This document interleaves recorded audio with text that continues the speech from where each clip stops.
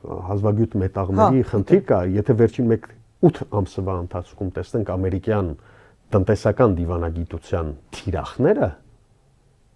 մենք այդտեղ մեծ հաշվով կտեսնենք 3 գլխավոր կենտրոն, որի նկատմամբ ամերիկյան նոր ռազմավարության մեջ ազգային անվտանգության հպանցիկ հղումներ կան։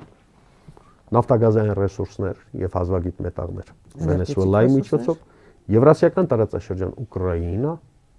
վերցրեց էլի հազվագյուտ մետաղները, կիսեց, ասեց եկամուտները ինձ տաս, այո, այդ 300 միլիարդի օգնություն ենք ձեզ տվել, պիտի փոխհատուցեք։ Հիմա մնացածը մի քանի հետաքննություն կանցկացնեն, Եվրոպան ինչու ատամներով պաշտպանում Զելենսկուն։ Պարզ պատճառով։ Բայց այդ միլիարդները որ եկել են, որտեղ են ծախսվել։ Թրամփը, որ ասում է կամ հանրապետական վարչակազմը, պարտադրում է հաշվետվություններ տալ։ Մենք ձեզ հենց խելոք չի պահում,